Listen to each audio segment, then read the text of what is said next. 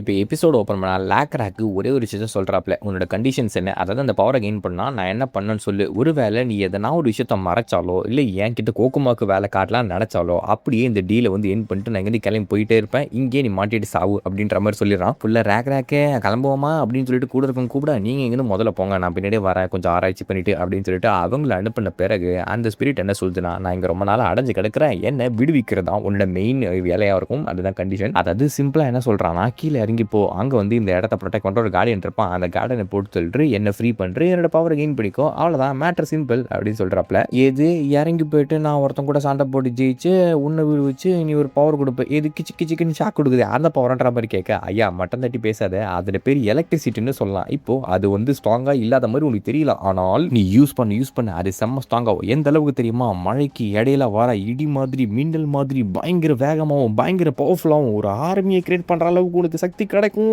அப்படின்னு சொல்லிட்டு ஒரு பில்டப் கொடுக்குறாரு. இந்த பவரை பயன்படுத்தி கடவுள்கள் கூட உன்னால சரிசமமா உட்கார முடியும். சரி அதுக்கப்புறம் அப்படின்னு சொல்லிட்டு நார்மல் லேக்கரை கேட்டுட்டு இருக்காப்ல. அதாவது இந்த பவரை வந்து ரொம்ப லிமிட்டே கிடையாது யூஸ் பண்ணலாம். அது மட்டும் இல்லை, நீ இதை மட்டும் வந்து தனக்கே வச்சுக்கணும் நினைச்சாலும் வச்சுக்கலாம், இல்லை மற்றவங்களுக்கு ஷேர் பண்ண நினைச்சாலும் நினைச்சு பண்ணலாம் அப்படின்றாப்ல. என்னன்னா ஆக்சுவலி இந்த பவர் தான் வேற ஒருத்தருக்கும் கொடுக்க முடியுமாமா. லைக் எப்படின்னா, ஃபர்ஸ்ட் இவன் அந்த பவரை வச்சிருக்கான் இல்லையா, இன்னொருத்தவங்க அவங்க ட்ரைபில் ஒருத்தர் 2 பேர் ஒரு மிஷின் இம்பார்ட்டன்ட் மிஷின் அனுப்புறாங்க, அவங்களுக்கு சேஃப் கார்டு இருக்கணும்னா ஏதோ ஒரு ரிச்சுவல் மாதிரி பண்ணி அவங்களுக்கு இந்த பவர் லைட்டாக ட்ரான்ஸ்ஃபர் பண்ணி விடலாம் அப்படின்ற மாதிரி சொல்கிறாப்ல. இதனால இவனுக்கு அட்வான்டேஜ், இவன் நம்புற ஆட்களுக்கு இவன் இந்த பவரை கொடுத்தா மாதிரி இருக்கும் அப்படின்னு சொல்லும்போது, அப்படியா இப்படிப்பட்ட கிரேட்டான பவரை எதுக்காக இந்த இடத்துல அடைச்சு வச்சிருக்காங்கன்னு சிம்பிளான ஒரு கேள்வியை நம்ம லேக்கரா கேட்கறாப்ல. தான்ப்பா காரணத்தை நீயே சொல்லிட்டியே, என் பவர் செம்ம ஸ்ட்ராங்கா இருக்கு, ஸோ இந்த மாதிரி ஸ்ட்ராங்கான பவரை தப்பானவங்க கையில் கிடைச்சா அது வேற மாதிரி யூஸ் பண்றாங்கன்னு சொல்லிட்டு தான் டேஞ்சரஸான விஷயத்தை இந்த மாதிரி யாரும் ரீச் ஆகாத இடத்துல போட்டு அடைச்சு வச்சிருக்காங்க. பட் உன்னை பார்த்தா நல்ல மாதிரி தெரியல, எனக்கு காப்பாச்சு கூட்டு போப்பான்னு சொல்லி மண்டைகளை ட்ரை பண்ணும்போது, உனக்கு ஒன்று தெரியுமா ஜோபிகன்னு, எனக்கு ஜோபிகண்ணா ஆமா நீ ஏன் உன் வாயில உண்மையை ஒத்துக்கிற பத்தியா, அதாவது நீ ஒரு டேஞ்சரஸான பவர் அப்படின்னு சொல்லிட்டு, எப்பாடே இல்லடா இதுதான் சொந்த கல்ல சூடி வச்சுக்கிறதா, அந்த மாதிரி தான் இருக்குது. தன்னோட வாயிலேருந்தே தான் ஒரு டேஞ்சர், அதனால தான் அடைச்சு வச்சிருக்காங்க அப்படின்னு சொல்லிட்டு அவகிட்ட சொல்லிட்டான். ஸோ டேஞ்சரஸான விஷயத்தை தேவையில்லாம எதுக்கு ஹேண்டில் பண்ணணும் லேக்கராக்கி யோசிக்கிறாப்ல. ஏன்னா இதுல இருந்து அவனை கெயின் பண்ற பவரா இருந்தாலும் அதுக்கு அடி வாங்குற மாதிரி ஒரு பின் விளைவுகளும் இருக்குது. இதை வச்சுக்கிட்டு அவன் எதுக்கு அதை வந்து அவன் யூஸ் பண்ணணும் அவசியமே கிடையாது, அது இல்லாமலே அவன் ஸ்ட்ராங்காக தான் இருக்கான். அதுதான் அவனுக்கு யோசனையே. ஏன்னா ஆல்ரெடி நம்ம ஹீரோட பவர்லாம் அவனுக்கு இருக்குது இல்லையா. அண்ட் நீ வேற ஏதோ ஒரு விஷயத்தை ஹைட் பண்ணிட்டு இருக்க, என்னன்னா ஒன்று அந்த பவரை வந்து நல்லது கிடையாது, அப்படி இல்லைனா அந்த பவர் மூலயமா ஏதோ ஒரு சைடு எஃபெக்ட் வரும், இந்த விஷயத்தை நீ என்கிட்ட சொல்லலாம் மறைச்சிக்கிட்டு இருக்க. இதனால தான் நான் அவனை நம்ப மாட்டேன்னு சொல்கிறேன். எனக்கு பொய்கள் சுத்தமாக பிடிக்காது. நான் முதல்ல சொன்ன ரூல்ஸ் தான். இப்போ நீ உண்மையை சொல்ல அப்படின்னா இந்த கேவ் விட்டு நான் வெளியே போயிட்டு இதை சீல் பண்ணிட்டுறேன், யாருமே இங்கே வராத மாதிரி தடை பண்ணுறேன் பாக்குறியா அப்படின்ற மாதிரி சொல்றேன். அவ்வளோதான், இவன் ஏற்கனவே வெளியே வர முடியல, யாருமே இந்த பக்கம் வரலன்னா இவனை விடுவிக்க ஆட்களே இருக்க மாட்டாங்க. அதனால பயந்து ஐயா ஒரு நிமிஷம் இருங்க ஐயா, நான் சொல்கிறேன் ஐயா, உண்மையை சொல்லிடுற ஐயா, எல்லாத்தையும் சொல்லிடுற ஐயா. அஸ்ல இந்த உலகத்தை ஆண்டவங்க த ஃபர்காட்டன் டீமன்ஸ் அவங்க தான் இந்த உலகத்தோட பிரதிநிதிகளாக இருந்தாங்க. கடவுள்கள் ஏன் எனக்கே நான் எப்போ ஆரிஜின் ஆனான்னு தெரியல, ஏன்னா அவ்வளோ பழங்காலத்தான இடத்துல வந்து இவங்களை உருவாக்கி வச்சுட்டு போனாங்களாம். இவங்க எப்போ கரெக்டாக ஆரிஜினேட் ஆனாங்கன்னு சொல்லிட்டு அந்த இயரை வந்து சொல்ல முடியாதான். அவ்வளோ பழமெல்லாம் பார்த்துக்கேன், நம்மடா தான் வீட்டில் சோறு போடாங்கன்ற மாதிரி தான் பேசிக்கிட்டு இருக்காப்புல ஆளு. நான் இந்த இடத்துல வந்து எல்லாம் எவ்வளோ நல்லா ட்ராப் ஆயிருக்குன்னு கேட்டால் எனக்கு தெரியாதுப்பா. அதாவது என்னை கூட்டு வந்து இங்கே அடைச்சி வச்சுட்டு இருந்தாங்க, நினைவு தெரிஞ்ச நாள்லேருந்தே தலைவர் இங்கே இடத்துல தான் இருக்காரு போல. ஆனால் எவ்வளோ நாளைக்கு முன்னாடி செஞ்சாங்க, யாருன்னு செஞ்சாங்க, அப்படிப்பட்ட டீல்ஸ் எதுவுமே இவனுக்கு தெரியல. பட் இந்த அன்னோனான பீப்புள்கிட்டேருந்து கிடைச்ச அந்த பவர் இருக்கு இல்லையா, அது யாரை வந்து ஆப்டிங் பண்ணுறாங்களோ அவங்க வந்து மென்டல் ஸ்ட்ரென்த் கம்மியாக இருந்தனா அவங்கள ஒரு மாதிரி கிறுக்குத்தனமாக மாற்றி விட்றோம் அப்படின்னு சொல்கிறான். லைக் உங்களுக்கு ஃபார் எக்ஸாம்பிள் தெளிவாக எக்ஸ்பிளைன் பண்ணுற பாருங்களேன். இப்போ இந்த லைட்டிங் பவர் இருக்கா, அந்த லைட்டிங் பவர் நான் எடுத்துக்கிட்டேன்னா அது எனக்கு எப்படி ஹேண்டில் பண்ண தெரியணும், என்னோட லிமிட் தெரிஞ்சு நான் ஹேண்டில் பண்ணலாம், அதை கரெக்டாக ஹேண்டில் பண்ணலாம். ஆனால் சில தற்கூரிங்க இருக்கானுங்க, நான் தாண்டா இங்கே எனக்கு தான் நான் சூசன் ஒன், எனக்கு தான் இந்த பவர் கிடைச்சிருக்குன்னு சொல்லிட்டு அந்த பவர் எடுத்து தான் சொந்த பவர் நினச்சி ஆட்டமாக ஆடுறேன் அப்படின்ற மாதிரி ஒரு ஆட்டத்தை ஆடின பிறகு அவங்களோட செல்ஃப் கான்ஷியஸ் மைண்ட் எல்லாத்தையும் இழந்து லூஸ் ஆகி அந்த உலகத்தை டிஸ்ட்ரக்ஷன் கொண்டு போய் அப்படிதான் வில்லன்ஸ்ல உருவாகுவாங்க. அப்படிதான் வந்து மக்களை ஒரு மாதிரி கீருக்கு பிடிக்க வைக்கும் இந்த பவர். ஸோ இதை கரெக்டாக பயன்படுத்த தெரியல அப்படின்னா இது ஒரு மிகப்பெரிய டேஞ்சரஸான விஷயமா மாறும். யாரு இதை உருவாக்கணும்னு தெரியாது, அதனால யார் இந்த பவர் எடுக்கிறாங்களோ தனக்கு சொந்தன்ற மாதிரி சுத்திக்கிட்டு இருக்கக்கூடாது. ஆக்சுவலி நம்ம லேக்கராக் வந்து பவர்னால ஒரு பர்சன் எந்த அளவுக்கு பைத்தியக்காரன் ஆவான்னு சொல்லிட்டு இந்த ஆலோய், அதாவது இந்த இடத்தோட சீஃபை பார்த்து தெரிஞ்சுட்டு இருப்பாப்ல. அந்த 2 ஹெட் ஃபீன் இருக்குன்னு எப்படி லூஸ் மாதிரி பண்ணியிருப்பான். இந்த பவர் வந்து தனிப்பட்ட முறையில் சில பேரை மட்டும் தான் சூஸ் பண்ணமாமா, அதாவது கொஞ்சம் தேர்ந்தெடுக்கப்பட்டவங்க, கொஞ்சம் வந்து பொட்டன்ஷியல் இருக்குது அப்படின்ற பர்சன்ஸை. அதனால அது வந்து யூஸ் பண்ண தெரிஞ்ச மக்களை கிடைச்சாக்கா அது ஒரு கிரேட்டஸ்டான பவர், இல்லைன்னா அது அவங்களுக்கே ஒரு வினையாக அமைஞ்சிரும் அப்படின்னு இருக்குது. இதில் லேக்கராக் யோசனையாக இருக்க விஷயம் என்னன்னா, இப்போ இவன் ஒரு கடல் மேலே நம்புறான், அதை நம்ம ஹீரோ மேலே நம்புறா இல்லையா, அவரு இவனுக்கு கொடுத்த பல பவர்ஸ் வந்து சிலது மட்டும்தான், அது ஃபியூச்சரில் யூஸ் ஆகுமான்னு தெரியல. அதனால ஃபியூச்சரில் நம்ம ஹீரோ மேலே வச்சிருக்க நம்பிக்கைகள் குறைகிறதுக்கான வாய்ப்புகள் இருக்கு. அப்போ இப்போ வந்து இந்த பவர் எடுத்துக்கணும்னு வச்சுங்களேன், அதை நம்ம ஹீரோ அட்வான்டேஜா யூஸ் பண்ணிக்கலாம். என்னன்னா இது நம்ம கடவுள் பீட்டில் கார்டு தான், அன்னேம் கார்டு தான் கொடுத்தாரு அப்படின்னு சொல்லிட்டு சொன்னோன்னு வச்சுக்கோங்களேன், எல்லாரும் நம்புவாங்க. சூஸ் ஒன் ஒன்னுக்கு மட்டும் தான் இந்த பவர் கிடைக்கும் அப்படின்னு சொல்லிட்டு ஒரு மித்தை உருவாக்கி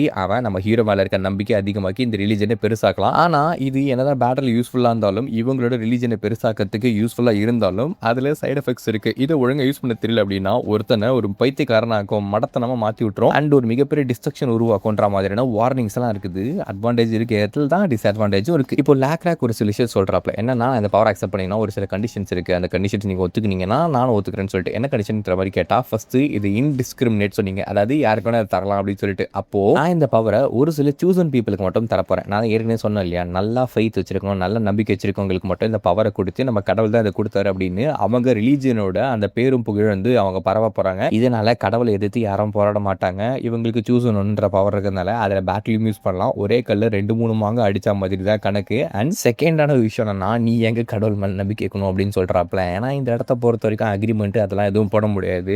எல்லாருமே வந்து ஒருத்தர் நம்பணும் அப்படின்னா அவங்க நம்பர் கடவுளை இவங்களும் நம்பணும். ஏன் அப்படி சொல்றாங்கன்னா, ஒரே கடவுள் மேல நம்பிக்கை வச்சிருக்கும் போது இவங்க எதனா பாவம் பண்ணாங்கன்னா அந்த கடவுளே வந்து தண்டனை கொடுப்பாரு அப்படின்ற நம்பிக்கை அண்ட் அந்த கடவுள் மேல இருக்க ஃபியர் அப்படின்றது எழுதப்படாத ஒரு சட்டமா மக்களுக்கு மத்தியில் இருந்துகிட்டு இருக்கு. அது என்ன ஒரு உயிரினமா இருந்தாலும் சரி, ரிலீஜியன்ற ஒரு விஷயம்னா ஒரு கூட்டத்தை ஒன்று சேர்க்கும், ஒரு கூட்டத்தை பிரிக்கும், ஒரு கூட்டத்தை அழிக்கவும் செய்யும். ஆனா இந்த ஸ்பிரிட் ஒரு டிமானிக் ஸ்பிரிட். இது வந்து ஆரிஜினே தெரியாதது, அதாவது எப்போ உருவாக்கனே தெரியாத அளவுக்கு ஓல்டான ஒரு கிரீச்சர். இது எப்படி இன்னொருத்தனுக்கு கடவுள்னு அப்படின்னு சொல்லிட்டு அடி பண்ணியும். கடவுள்லாம் எப்போ உருவானானே தெரியாதுன்னு சொன்னா அதெல்லாம் எனக்கு கணக்கு கிடையாது. ஒழுங்கா கடவுள் கடியில் வந்துருன்ற மாதிரி சொல்லும் போது, ஐயா உனக்கு சொல்றது புரியலையா, கடவுள்களுக்கு டிமானிக் ஸ்பிரிட்ஸை பிடிக்காது. எங்க ஆள் வந்து மற்ற ஆளுங்கள் மாதிரி கிடையாது. நேம்லெஸ் பீட்டில் கார்டு வந்து கொஞ்சம் டிஃப்ரெண்டானவர், அவர் கிரியேட்டிவானவர்ன்ற மாதிரி லேக்ராக் சொல்லிட்டு இருக்காப்ல. அவர் யூஸ்ஃபுல்லான பீயிங்ஸ் எப்பவுமே யூஸ் பண்ணிக்குவாரு. அதனால நீ பாக்குறதுக்கு பயன்படுற மாதிரி தெரியுடா, அதனால தப்பி சதிட்டு ஒழுங்கா வந்து எங்க கேங்ல சேர்ந்துக்க கூட்டிட்டு வாங்கடா அவங்க டீம் மேல.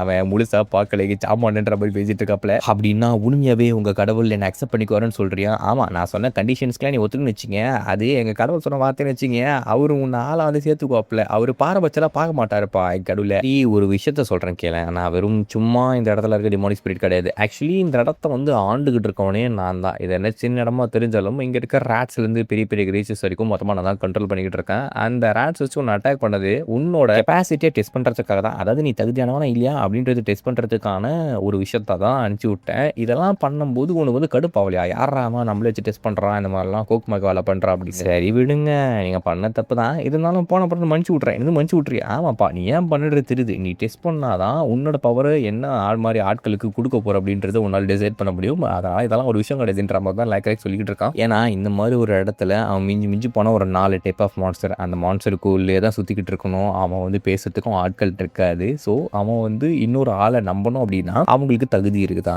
அவங்களுக்கு வந்து ஸ்ட்ரென்த் இருக்குதா, அறிவு இருக்குதா அப்படின்ற மாதிரி டெஸ்ட்லாம் வைக்கணும். அதனால் இந்த மாதிரி விஷயங்கள் யூஸ் பண்ணுறதுன்றது ரொம்பவும் காமனானதான். இந்த பிளேஸில் வேறு யார் இருந்தாலும் இதை தான் செஞ்சுருப்பாங்க. அண்ட் நீ இந்த உலகத்தொட்டு வெளியே போயிட்டு வெளி உலகத்தோட அழகை வந்து பார்க்கணும். எனது வெளி உலகத்தோட அழகு பார்க்கணுமா? ஆமா தம்பி, உன் நேம் என்னன்ற மாதிரி கேட்க, என் நேம் தான் ஜபகுமார்ன்ற மாதிரி லேக்ராக் சொல்றாப்ல. அவரு சூப்பர் ராப்புல ஜபகுமார், இன்னைக்கோட டெஸ்ட் முடிஞ்சு போச்சு, உனக்கான கண்டிஷன்ஸை நான் ஏத்துக்கிறேன். உன்னோட கடவுள் கண்டி என்ன அக்செப்ட் பண்ணார்னா டிமானிக் ஸ்பிரிட் ஆனா உன் கடவுளுக்கு அடிப்பணிஞ்சு என்னோட பவர்ஸ் உனக்கு சொந்தமாகட்டும் டும் அப்படின்னு பகாவா ஒரு ஸ்டேட்மெண்ட்டை போட்டு நம்ம ஹீரோக்கு முன்னாடி பாப்பப்பாகும். டே இன்னர் இது பயங்கரம்டா, டிமானிக் ஸ்பிரிட்டை வந்து நமக்குள்ள கொண்டு வரலாம் அப்படின்ற ஒரு விஷயமே இப்பதான் நம்ம ஹீரோக்கு தெரியும். அதனால இவனோட டிவைனிட்டி, அதாவது இவனோட தனிப்பட்ட பவரும் இன்க்ரீஸ் ஆகுன்ற மாதிரி இருக்கு. நம்ம ஹீரோ விடுவானா, அவனுக்கு ஒரு டிமானிக் ஸ்பிரிட் கிடைச்சிருக்குன்னு சொல்லிட்டு அதையும் வந்து ஓகே சொல்லிடுறாப்ல. பரவாயில்ல, ஆக்சுவலி லேக்ராக்கை ஃபர்ஸ்ட் நம்ம ஹீரோ தான் சூஸ் பண்ணிருப்பான். அதை சூஸ் பண்ணதுக்கு வந்து ஒரு நல்ல விஷயம் பண்ணடா அப்படின்னு சொல்லிட்டு ஆரம்பிச்ச மாதிரி ஒரு டிமானிக் ஸ்பிரிட் எடுத்துருந்து நம்ம ஹீரோக்கு பிரசன்டா கொடுத்துருக்காப்ல லேக்ராக். ஆக்சுவலி இப்ப நடந்த விஷயங்கள் எல்லாமே இருக்குது இல்லையா, இது எல்லாத்தையும் கதையா யாரோ ஒருத்தர் கிட்ட சொல்லிக்கிட்டு இருக்காங்க. இப்படிதான் இந்த ப்ளூ பீட்டில் கார்டு வந்து நம்ம லேக்ராக்கையும் அவனோட கேங்கையும் சூஸ் பண்ணி அவங்களுக்கு சோசன் பவர்ஸையும் கொடுத்துருக்காரு அப்படின்னு கிட்டத்தட்ட 9 வருஷத்துக்கு முன்னாடி நடந்த கதையா சொல்லிக்கிட்டு இருக்காங்க. ஆக்சுவலி அந்த ஈவெண்ட்லாம் நடந்தது ஒரு 9 வருஷம் கழிச்சுதான் இப்ப காட்டிட்டு இருக்காங்க. அப்போ அந்த எதிர இருக்க மனுஷன் வந்து கேட்கிறாப்ல, ஆமா அந்த இன்செக்ட் கார்டுக்கும் தண்டர் ஸ்டார்முக்கு என்னப்பா கனெக்ஷன், என்ன லிங்க் அப்படின்னு சொல்லிட்டு அந்த கதையை சொல்றது ஒரு லிசார்ட்மென்ட் போல. அந்த லைட்னிங்கோட கலர் என்னன்னு ஒன்று தெரியுமா? ப்ளூப்பா. ஓ இப்போ புரியுதா, ப்ளூ பீட்டில் கார்டு தண்டர் ரெண்டுமே சேர்ந்தான். சரிப்பா, எல்லாமே எனக்கு விளங்கிடுச்சு.